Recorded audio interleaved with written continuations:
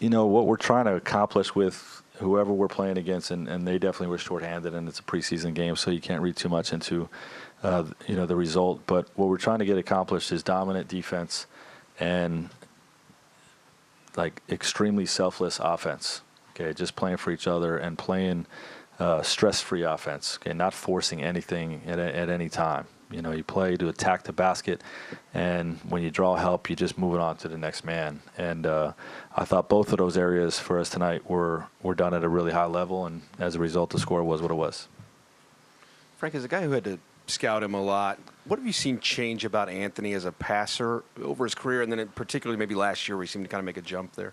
Well, I think with any player, the first couple of years in the league, the game's a little quick for him. And, when they enter their prime, the game really slows down for them. So, he's right. He's able right now at this point in his career to really identify help either early on his catches or, late in his drives to the basket. He's recognizing help and where the extra pass is, and he's making great decisions. He's a make the right play kind of player, and you saw that tonight.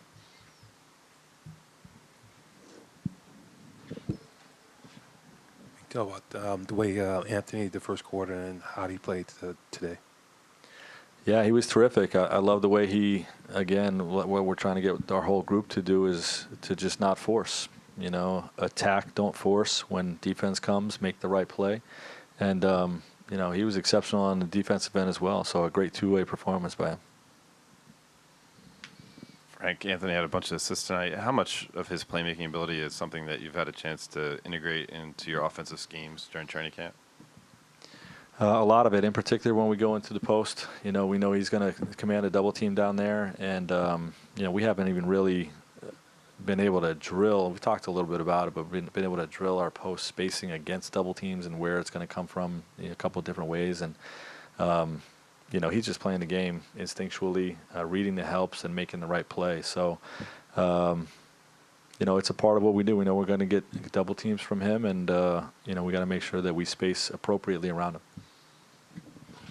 him. Frank, LeBron with 11 assists tonight. What stands out to you about sort of his control over the offense?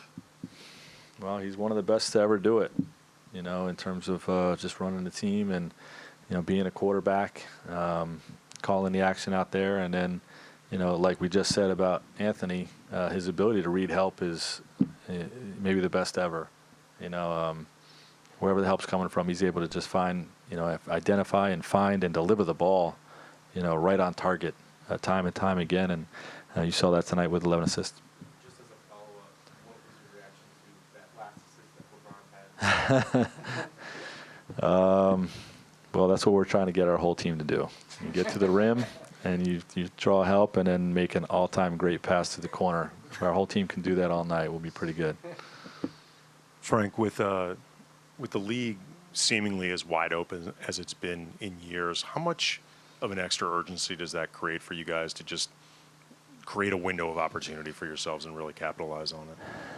Yeah, I don't know if it would change if the league wasn't wide open. I think this group is put together to compete for a championship, and we know it's not going to be easy. No matter what the rest of the league looks like, it's going to take a lot of hard work. There's going to be a lot of ups and downs, a lot of tough nights, and our group is really locked in, and we've got great leadership with Anthony and LeBron, keeping guys focused in film sessions and practice.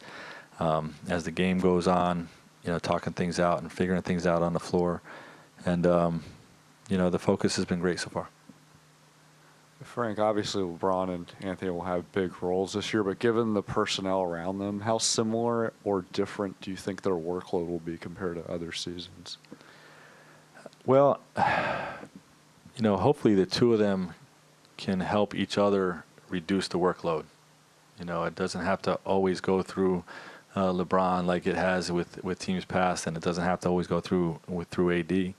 And quite frankly, even when those guys are out, I love the role players that we have and their ability to carry the load as well. Whether it's having two lob threats and playing the spread game, we've got a number of shooters out there that can make you pay when we force help, and there's a lot of experience on our club. So hopefully, the usage and the workload, will be spread out.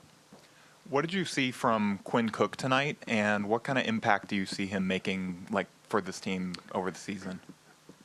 Quinn was exceptional. I mean, if he could come in and play like that all season, we'll be pretty good.